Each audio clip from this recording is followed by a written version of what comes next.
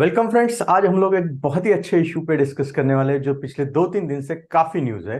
सही कहा आपने, वन नेशन वन इलेक्शन पिछले 2-3 दिन से काफी इसमें चर्चा हो रही है। तो लेट अस सी एग्जैक्टली है क्या, होता क्या है वन नेशन वन इलेक्शन, इसके फायदे क्या है, ड्रॉबैक्स क्या है, क्या हिस्ट्री में कभी ऐसा हुआ है भारत में और दुनिया में, एंड देन ऑब्वियसली अगर करना है तो चैलेंजेस क्या होंगे। क्या कॉन्स्टिट्यूशन में अमेंडमेंट करने पड़ेगी या रिप्रेजेंटेशन ऑफ पीपल्स एक्ट में कुछ चेंजेस लाने पड़ेंगे या और कुछ, and then obviously as usual mains and prelims questions. So let's start today's video. It will be important for your mains, prelims as well as interview. Already one question is already asked in the UPSC mains examination. So let's start the video. सबसे पहले ये जानते हैं कि one nation one election होता क्या है। Listen, simple भाषा में वन नेशन वन इलेक्शन मतलब लोकसभा और स्टेट असेंबली, जिसे हम पॉपुलरली विधानसभा कहते हैं, मतलब लोकसभा और विधानसभा का इलेक्शन एक साथ कंडक्ट करने का। अब इसमें लोकल बॉडीज का भी कंडक्ट करना है क्या, ये अभी तक डिसाइड नहीं हुआ है, वो आने वाले समय में ही पता चलेगा। सो सिंपल लैंग्वेज में simultaneous one nation one election मतलब क्या, लोकसभा और स्टेट असेंबलीज इनका इलेक्शन एक साथ कंडक्ट करना है। और अभी 2 दिन पहले ही गवर्नमेंट ने फॉर्मर प्रेसिडेंट रामनाथ कोविंद जी के अंडर एक कमिटी अपॉइंट की गई है so that to find out the explore the possibility of one nation one election. मतलब कमिटी भी अपॉइंट हो चुकी है और सेशन भी अनाउंस किया गया। अब सेशन में क्या क्या बातें होगी वो तो आने वाले समय में ही पता चलेगा। लेट अस सी एडवांटेजेस क्या है। ऑब्वियसली अगर आप बात करते हैं कि वन नेशन वन इलेक्शन तो उसके कुछ एडवांटेजेस भी तो होने चाहिए, ऐसे ही नहीं बोलेंगे। यस, सबसे पहला कहना है, जो लोग वन नेशन वन इलेक्शन की बात करते हैं उनका कहना है कि इलेक्शन में मैसिव एक्सपेंडिचर होता है, बहुत खर्चा होता है। से फॉर एग्जांपल अगर 2019 की ही फिगर ले ले जनरल इलेक्शन की, तो कहा जाता है 60,000 करोड़ का खर्चा हुआ था। मैं फिर से रिपीट कर रहा हूं, 2019 के जनरल इलेक्शन में 60,000 करोड़ का खर्चा हुआ था। ये एक बहुत एक्सपेंडिचर है। और अगर हर साल कहीं ना कहीं इलेक्शन कंटिन्यू रहे तो ऑब्वियसली ये पॉइंट तो सही है, ये पॉइंट तो डेफिनेटली सही है कि एक्सपेंडिचर बहुत होता है। No doubt about it, expenditure बहुत होता है, ये तो मानना ही पड़ेगा। Yes, agree, everyone will agree with this statement. दूसरा इनका कहना है कि इलेक्शन हर साल कहीं ना कहीं हम देखते हैं, कभी 2 स्टेट में, कभी 4 स्टेट में, कभी ज्यादा स्टेट्स में लोकसभा का होता है। इससे होता क्या है, बार बार सिक्योरिटी फोर्सेस जो होते हैं, अपने पैरामिलिट्री फोर्सेस हो या पुलिस हो एंड बाकी के एडमिनिस्ट्रेशन जो होता है, इनके ऊपर बहुत बर्डन होता है। सो इससे अगर हम एक काम करेंगे कि एट ए टाइम ही इलेक्शन कंडक्ट करेंगे तो भाई इनका बर्डन भी तो कम हो जाएगा, सिक्योरिटी फोर्सेस का भी बर्डन कम हो जाएगा, एज वेल एज प्रशासन का भी बर्डन काफी हद तक कम हो सकता है। तो ये भी सही है। Yes, even this point is also true. Third मैंने लिखा है पॉलिसी पैरालिसिस। ऐसा क्यों लिखा, डोंट यू थिंक साल भर में कहीं ना कहीं हमारे यहाँ देश में इलेक्शंस होते ही रहते हैं और इसके वजह से जहां इलेक्शन है वहां मॉडल कोड ऑफ कंडक्ट लगता है, आचार संहिता लगती है, जिसके वजह से हम चाहे तो भी बहुत बार कुछ चीजें अनाउंस नहीं करते। या कभी कभी क्या होता है, हम पॉपुलिस्ट मेजर्स भी करते हैं। फॉर एग्जाम्पल, इसका मतलब क्या, अगर बार बार इलेक्शंस होते हैं हर बार, सो डोंट थिंक फ्रीबीज के प्रॉमिस देना, ये देना, ये सारी चीजें भी होती है। सो अगर एक ही बार इलेक्शन हो गया तो ये पॉपुलिस्ट मेजर भी काफी हद तक कम हो जाएंगे। एंड डोंट यू थिंक साल भर कहीं ना कहीं इलेक्शन होने की वजह से सभी इलेक्शंस के मूड में होते हैं, पॉलिटिशियंस भी, पॉलिटिकल पार्टीज भी, मंत्री भी, हर लोग, चाहे वो चीफ मिनिस्टर हो या सेंट्रल लेवल के मिनिस्टर हो, हर। सो ऑब्वियसली इससे होता क्या है, गवर्नेंस का फोकस जो है वो क्या होता है, कम होता है। सो ऑब्वियसली अगर एक ही बार इलेक्शन हुआ 5 साल में, लिसन केयरफुली, 5 साल में अगर एक ही बार इलेक्शन होता है तो सिर्फ एक बार जो कोई इलेक्शन है वो 1 महीना 2 महीना चलेगा, लेकिन उसके बाद 5 साल आप गवर्नेंस पे कंसंट्रेट कर सकते हैं। मैं फिर से रिपीट करता हूं, आप गवर्नेंस पे कंसंट्रेट कर सकते हैं, मतलब विकास के लिए आप अपना समय ज्यादा दे सकते हैं। इतना ही नहीं, लॉ कमीशन का तो यहां तक कहना है कि इससे पॉसिबल है कि अगर एक साथ दोनों इलेक्शन कंडक्ट किए तो शायद ऐसा हो सकता है कि वोटिंग का परसेंटेज बढ़ जाए। प्लीज, इसका कोई डेटा नहीं है बट बढ़ सकता है, ऐसा कहना है। सो कैन आई सिंपली से overall one nation one election के फायदे हैं क्या? यस, बहुत सारे फायदे हैं। फिर से रिपीट करता हूं, एक्सपेंसेस काफी हद तक कम हो सकते हैं, प्रशासन पे जो काफी दबाव होता है जो काम का वगैरह, वो काफी हद तक कम हो सकता है, पॉलिसी पैरालिसिस काफी हद तक हट सकता है, गवर्नेंस पे कंसंट्रेशन ज्यादा हो सकता है, और फ्रीबीज का वगैरह जो बार बार प्रोमिस होते हैं, पॉपुलिस्ट मेजर्स, वो कम हो सकते हैं, और शायद इससे वोटर टर्नआउट भी बढ़ सकता है। दैट इटसेल्फ मीन्स आप कहोगे कि सब फायदे ही फायदे दिख रहे हैं तो कर देते हैं इंप्लीमेंट। नहीं, हमें दूसरी साइड भी देखनी चाहिए, बिकॉज हमारा लोकतंत्र है और डेमोक्रेसी में डिबेट ये बहुत ही इसेंशियल होता है। Debate is a beauty of any democracy. So दूसरी साइड का क्या कहना है, लिसन केयरफुली। दूसरी साइड का कहना है कि भाई आप बात तो कर रहे हैं साइमल्टेनियस इलेक्शन की, बट साइमल्टेनियस इलेक्शन से होगा क्या? उनका कहना है it is against the principle of democracy. आप कहोगे कि कैसे? अरे भाई, आप वोटर की चॉइस रिस्ट्रिक्ट कर रहे हो, आप एक आर्टिफिशियल साइकिल क्रिएट करोगे। आई रिपीट कर रहा हूं, आर्टिफिशियल साइकिल ना। यू में से कि कैसे? Listen carefully. अगर अगला इलेक्शन 2024 में हो रहा है, तो 2029 तक लोकसभा रहेगी, बट अगर बीच में डिसॉल्व हो गई तो क्या करेंगे? आप आर्टिफिशियली क्रिएट करोगे साइकिल, तो ये गलत है। दूसरा, ये डेमोक्रेसी और फेडरलिज्म को अंडरमाइन करता है, तो ये भी गलत है। और तीसरा अहम मुद्दा इनका है कि रीजनल पार्टी को इससे नुकसान होगा। यू में से कि सर देश का फायदा है तो क्या गलत है? नहीं, लिसन केयरफुली। यहां पे क्या हो सकता है, जो सेंटर में जो डोमिनेंट पार्टी है, सेंटर में जो रूलिंग पार्टी है, शायद ऐसा लगता है उन्हें कि उसे फायदा होगा। सी सेंटर में आज एक पार्टी है, कल एक पार्टी हो सकती है, परसों कोई और पार्टी, वो हमें देखना नहीं है। इश्यू क्या होगा, अगर आप दोनों जगह एक ही टाइम वोट कर रहे हो, तो देयर इज एवरी पॉसिबिलिटी कि नेशनल लेवल के इश्यूज लोकल इश्यूज पे भारी पड़ जाए, और शायद ऐसा हो कि लोग एक ही पार्टी को वोट करें, और वो भी कौन से पार्टी को वोट करें? मोस्टली जो सेंटर में है, या सेंटर में जिन्हें उन्हें वोट करना है, ऐसा उनका कहना है। इसका कोई प्रूफ नहीं है। And next and most important, जो यूपीएससी ने भी क्वेश्चन पूछा है, क्या इससे अकाउंटेबिलिटी कम हो सकती है? इनमें से कि कैसे सर? Listen carefully. आज की तारीख में क्या होता है, हर साल कहीं ना कहीं इलेक्शंस होता है। इसके वजह से क्या होता है, पॉलिटिशियन जो होते हैं वो हमेशा अलर्ट रहते हैं। Why? Because they have to face the people. लोगों को आपको फेस करना होता है। Listen carefully. और इलेक्शन के वजह से आप हमेशा उनको अलर्ट रखते हैं। बट अगर 5 साल में सिर्फ एक ही बार है, so there is every possibility accountability कम हो सकती है।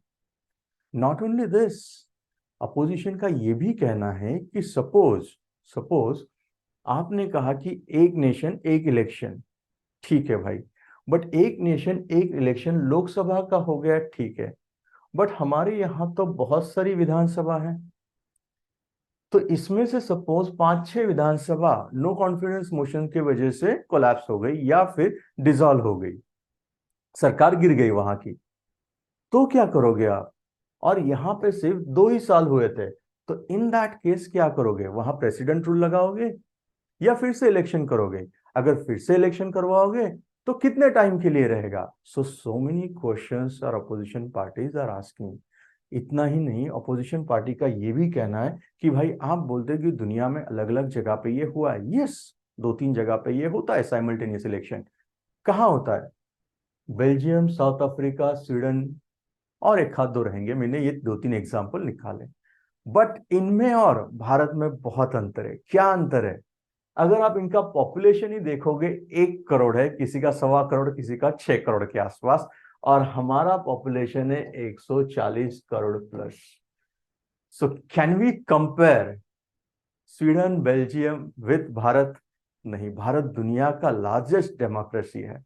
आई रिपीट, लार्जेस्ट डेमोक्रेसी है। सो ऑब्वियसली ये कंपैरिजन नहीं हो सकता, और अगर करना भी है हमें चेंजेस, तो हमें इस तरह से करना होगे जो भारत के सिचुएशन को एडेप्ट हो जाए। मतलब वन नेशन वन इलेक्शन लाना है तो किस तरह से लाना होगा, जो भारत को सूट होगा। इतना ही नहीं, इनमें से कई जगह पे प्रोपोर्शनल रिप्रेजेंटेशन होता है, और अपने यहाँ फर्स्ट पास्ट होता है। मैं से कि सर नहीं समझ में आया, सिंपल भाषा में बोलता हूँ। भारत में क्या होता है, रिलेटिव मेजॉरिटी, मतलब क्या, जिस कैंडिडेट को ज्यादा वोट मिलते हैं वो जीत जाता है। मैंने रिपीट किया, जिसको ज्यादा मिलते हैं बाकी लोगों से वो जीत जाता है, ये भारत में है। वहां वैसे नहीं, वहां क्या होता है, जिस पार्टी को, लिसन केयरफुली, जिस पार्टी को जितना परसेंटेज वोट मिलता है उतनी सीट्स मिलेगी। तो ये अलग है थोड़ा, सो ऑब्वियसली स्ट्रक्चर भी अलग है। तो इनका कहना है कि भाई आप बाकी जगह की बात कर रहे हो, लेकिन वहां के एग्जाम्पल्स क्या इंडिया के लिए सुटेबल है, ये भी क्वेश्चन मार्क सही है। देन कम्स द नेक्स्ट, अगर साइमल्टेनियस इलेक्शन करना है तो इतना आसान भी नहीं। क्यों? क्योंकि इलेक्शन कमीशन ने खुद कहा इसके लिए 9,000 करोड़ से भी ज्यादा का खर्चा आएगा, क्योंकि उन्हें नए इलेक्ट्रॉनिक वोटिंग मशीन लगेंगे। आज उनके पास सपोज 12 लाख के आसपास है, तो कहाँ जाता है ये आंकड़ा, 35 लाख तक जा सकता है। इतना ही नहीं, इतने ईवीएम आप लेके आए तो उसे रखेंगे कहाँ, मतलब क्या, वेयरहाउस भी लगेंगे। इतना ही नहीं, हर 15 साल में आपको चेंज भी करने पड़ेंगे, मतलब इससे भी कॉस्ट बढ़ने ही वाली है। दैट मीन्स दोनों साइड की बातें है, फॉर वाले भी है और अगेंस्ट वाले भी, और दुनिया में कहां होता है वो भी हमने देखा। अब थोड़ा आगे चलते हैं,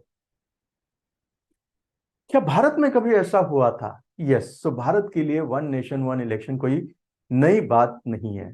पहला इलेक्शन से ही अगर आप देखेंगे, लोकसभा और विधानसभा के इलेक्शन एक साथ ही हुए थे 1951-52, मतलब भारत में ही ऑलरेडी था। कब तक था? 57, 62, 67, मतलब टिल 67 ये प्रैक्टिस कंटिन्यू था भारत में। देन यू में से कि सब बंद क्यों किया? अरे भाई, किसी ने बंद नहीं किया। एज मैंने एग्जांपल दिया कि कोई असेंबली अगर पहले डिसॉल्व होता है, नो कॉन्फिडेंस मोशन आता है, तो हाउस तो नहीं रहेगा। तो वही हुआ, और उसके वजह से ये जो साइकिल ठीक तरह से चल रहा था, वो साइकिल क्या हो गया, डिसरप्ट हो गया। और 70s में तो लोकसभा ही डिसॉल्व हो गई, तो साइकिल पूरी तरह से डिसरप्ट हो गया। मतलब भारत में होता था क्या पहले? यस, बट क्यों डिसरप्ट हुआ? जैसे मैंने कहा कि कुछ असेंबली अगर पहले डिसॉल्व होगी तो क्या करोगे, ये सबसे बड़ा इंपॉर्टेंट इश्यू है। मैं फिर से आपको बताता हूं कि 2024 में आपने इलेक्शन कंडक्ट किया 2029 तक, बट सपोज इसमें से 10 असेंबली 2026 को ही नो कॉन्फिडेंस मोशन के वजह से डिसॉल्व हो गई बाद में, तो क्या करोगे? यहां पे इलेक्शन करवाओगे तो कितने पीरियड के लिए होगा? रिमाइंडर पीरियड के लिए होगा या प्रेसिडेंट रूल होगा? अगर कम पीरियड होगा तो क्या पॉलिटिकल पार्टी इंटरेस्ट दिखाएगी, या फिर कौन सी सरकार होगी? Then comes the next question, कि स्टेट में जो गवर्नमेंट होगी वो डेमोक्रेटिकली इलेक्टेड होनी चाहिए या प्रेसिडेंट रूल होना चाहिए, ये भी तो क्वेश्चन मार्क है। और सबसे बड़ी बात, ये हमने बात की विधानसभा की, सपोज अगर ऐसा ये लोकसभा के लिए हुआ तो क्या करोगे? लोकसभा में भी तो पॉसिबल है, नो कॉन्फिडेंस मोशन वहां भी तो आ सकता है, तो वहां पे भी तो सरकार 3 साल में अगर गिर जाती है तो क्या करोगे? तो ये सारे इश्यूज है। आई होप ये पार्ट भी क्लियर हुआ है। देन कम्स द नेक्स्ट, ये आज ही के पेपर में हिंदूज में आया है, क्या आया है कि 2024 में हमारे यहाँ लोकसभा के इलेक्शन होने वाले हैं। तो उन्होंने क्या दिखाया है कि साइमल्टेनियसली इतने सारे स्टेट्स में 24-25 में इलेक्शंस होने वाले, मतलब अराउंड 10-12 स्टेट्स। तो क्या वो क्लब किए जा सकते हैं? यस, किए जा सकते हैं, अगर सबकी सहमति है तो।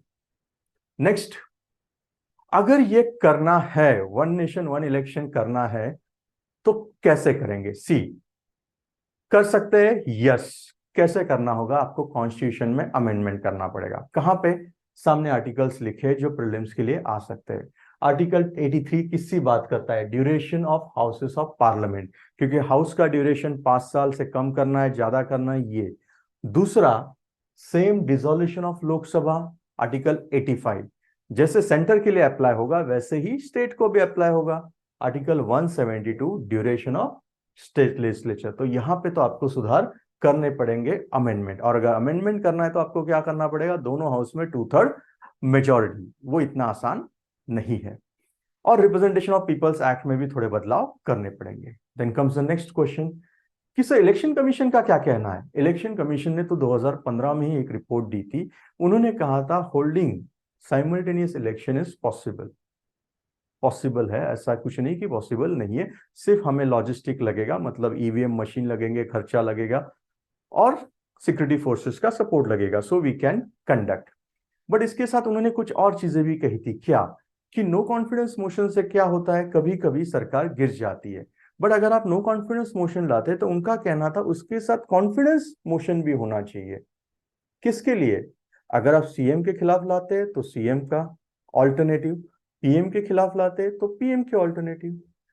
इससे क्या होगा, यूज काफी अच्छी तरह से होगा। और अगर फिर भी मिड टर्म इलेक्शंस होता है तो ये मिड टर्म इलेक्शन कितने पीरियड के लिए होने चाहिए? रिमाइंडर पीरियड के लिए। ये इलेक्शन कमीशन ने 2015 में ही कहा था, मेंस में क्वेश्चन आ सकता है। देन कम्स द नेक्स्ट, अगर पॉसिबल नहीं है तो फिर कौन कैरी करेगा ये? प्रेसिडेंट कर सकता है, ऐसा उनका कहना था। President can carry administration of country on the advice of aid and council of minister. Council of minister के एडवाइस पे प्रेसिडेंट ये काम कर सकता है। कब तक? नया हाउस जब तक नहीं आता तब तक। सिमिलर अरेंजमेंट जैसे वहां पे प्रेसिडेंट है, स्टेट में किसके थ्रू कर सकते हैं आप? गवर्नर के through. But again but long और नॉट लॉन्ग ये कैसे डिफाइन करेंगे? मतलब मैंने अभी कहा था ना कि 5 साल का टर्म होता है, अगर 2 साल के बाद डिसॉल्व होता है तो उसे 3 साल रिमेनिंग लॉन्ग कहेंगे या 4 साल लॉन्ग कहेंगे? ये टर्म इलेक्शन कमीशन ने कहा था डिफाइन करना जरूरी नहीं। इतना ही नहीं, हर साल में 2 विंडोज रखनी चाहिए। किसके लिए? 1.5 मंथ की, सो दैट साल में जितने भी इलेक्शंस है उसे उसमें आप कवर कर सकते हैं, सो दैट साल भर इलेक्शन करने की जरूरत नहीं है। ये किसके? ये थे election commission. Same way law commission of India ने 2018 में भी अपनी रिपोर्ट दी थी। उन्होंने क्या कहा था? लॉ कमीशन ऑफ इंडिया का कहना था कि प्रेजेंट फॉर्मेट में, लिसन केयरफुली, प्रेजेंट जो है सिस्टम, उसमें एग्जिस्टिंग फ्रेमवर्क में ये पॉसिबल नहीं है।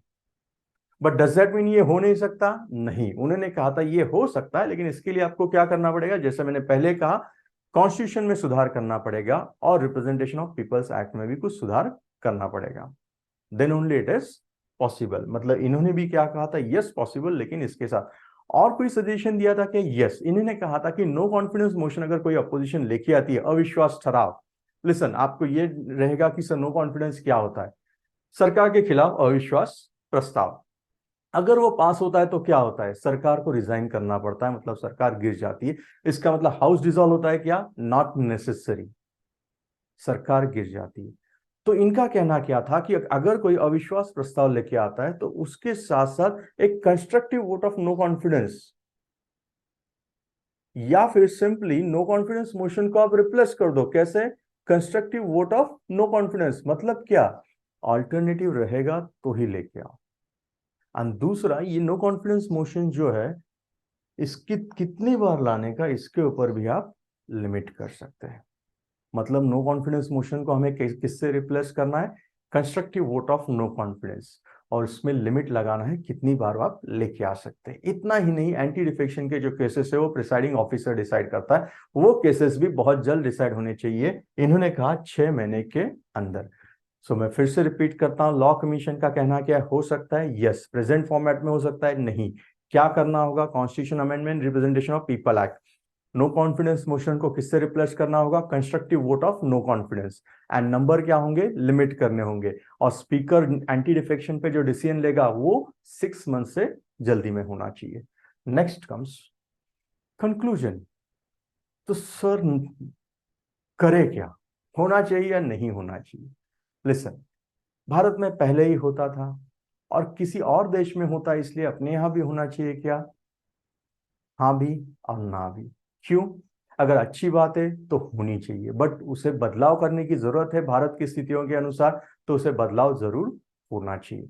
बट जो कुछ भी करना है वो कंसेंट या सहमति से होगा तो ज्यादा अच्छा होता है, सो दैट जो बेसिक्स है डेमोक्रेसी के और फेडरलिज्म के, वो हमेशा कंटिन्यू रहे।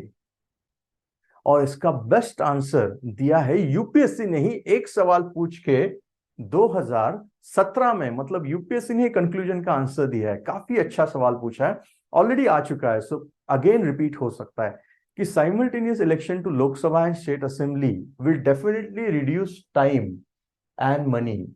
इससे time and money definitely come हो सकता है, ये यूपीएससी ने कहा है। But it will reduce the accountability to the people, जो मैंने पहले कहा था। क्योंकि अभी अभी 5 साल में क्या होगा, 5 साल में आप सिर्फ एक ही बार आओगे।